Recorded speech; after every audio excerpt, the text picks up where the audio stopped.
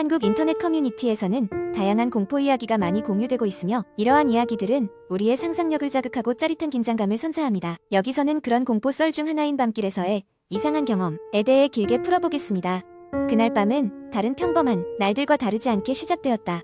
나는 대학 과제를 마친 후 늦은 저녁 기분 전환도 할 겸 근처 산책로를 걷기로 했다. 이 산책로는 평소에 사람들이 자주 다니는 곳이라 크게 위험하지 않을 것이라 생각했다. 하지만 그날따라 공기가 묘하게 무겁고 차가웠다.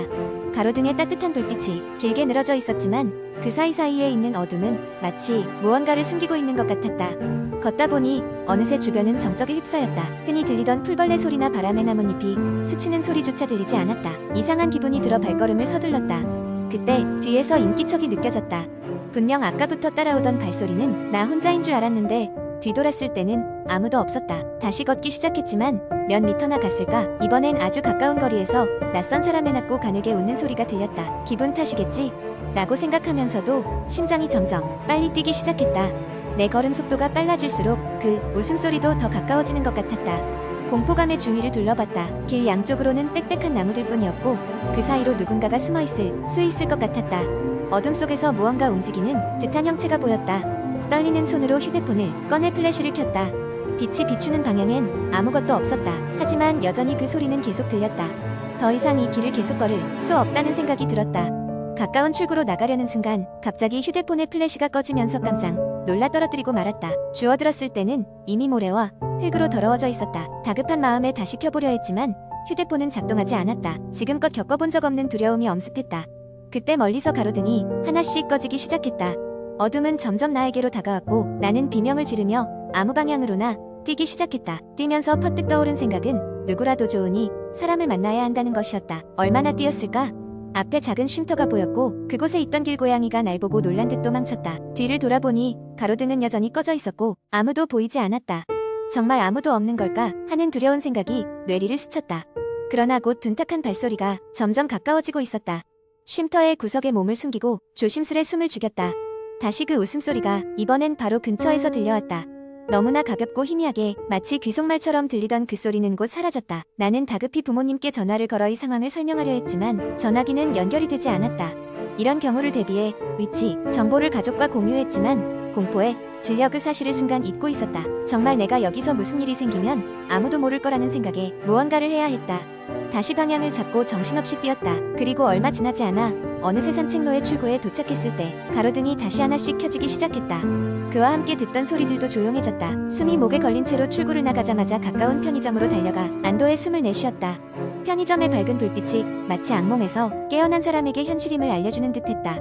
편의점 직원이 걱정스러운 얼굴로 다가와 무슨 일이냐 물었고 나는 아무 일도 아니라는 듯 고개를 저었다. 하지만 아직도 그 순간을 생각하면 등골이 서늘해진다. 그날 이후로 밤길을 혼자 걷는 일은 다시 없었다. 가끔 친구들에게 그날의 이야기를 웃으며 이야기하지만 여전히 산책로 앞을 지날 때면 언제나 가슴이 철렁 내려앉는다. 마치 그날의 그 묘한 공기가 여전히 그곳에 남아있는 듯이 말이다. 이와 같은 공포썰은 인터넷상에서 많이 퍼져 있으며 때때로 사실적인 묘사 때문에 많은 사람들에게 두려움을 안겨주곤 합니다. 여러분도 밤길을 걸을 때는 항상 조심하시기 바랍니다. 두 번째 이야기. 어느 늦가을 밤 갑작스런 업무 지시로 인해 늦게까지 회사에 머물러야 했던 김수연 씨는 시계를 보니 이미 자정을 넘기고 있었다.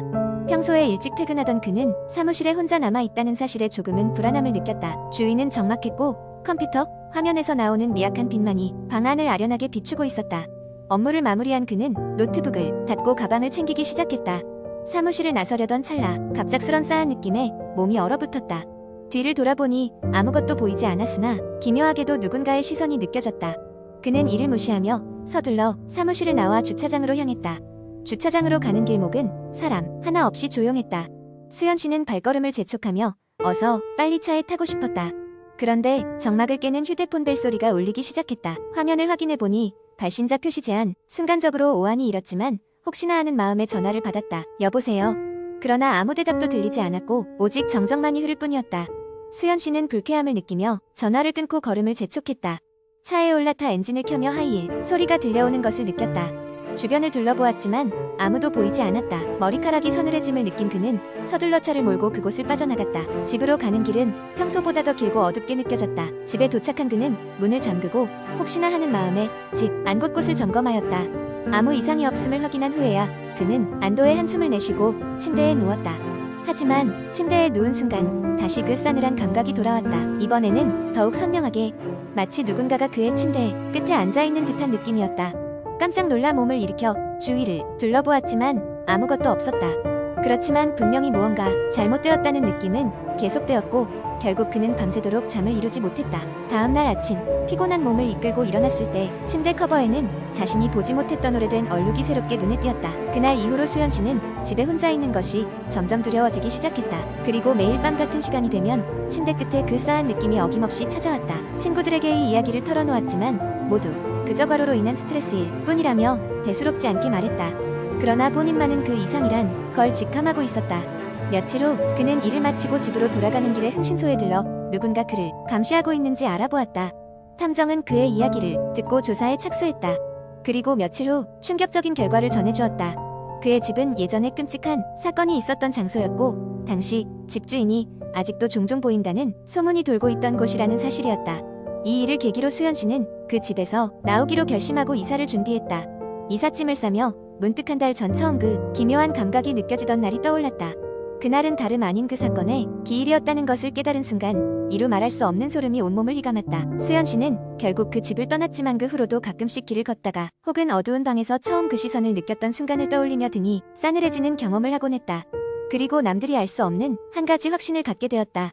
그날 이후로 그는 절대 홀로 있는 느낌을 잊지 못하고 있다는 사실을. 세 번째 이야기. 인터넷에는 다양한 공포 이야기가 많이 돌고 있는데 그중 하나를 길게 풀어보겠습니다.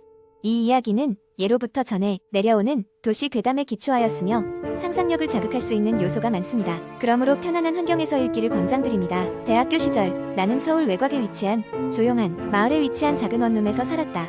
그곳은 오래된 건물로 곳곳에 세월의 흔적이 남아있었고 으스스한 분위기를 자아냈다. 건물 주위를 둘러싼 울창한 나무들은 밤이 되면 바람에 스치는 소리로 기묘한 느낌을 주었다.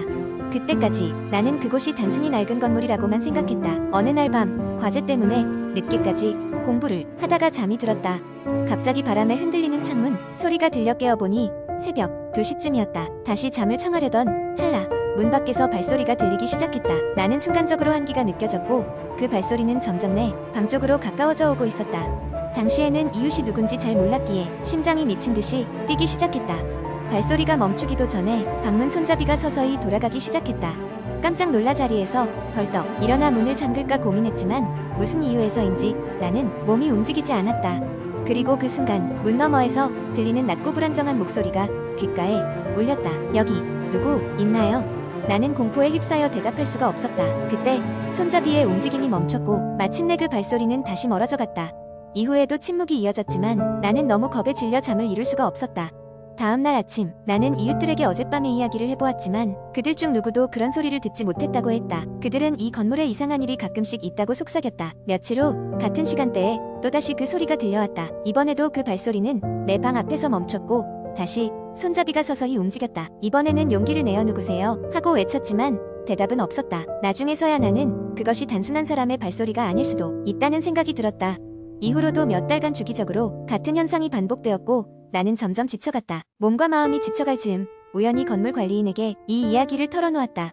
그는 깊게 한숨을 내쉬고는 조용히 이야기를 해주었다.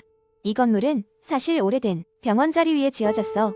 그 병원에는 고독하게 죽음을 맞이한 노인 환자가 많았고 특히 한 남자는 가족이 와주길 바라며 매일 밤 복도를 걸어 다녔다고 해.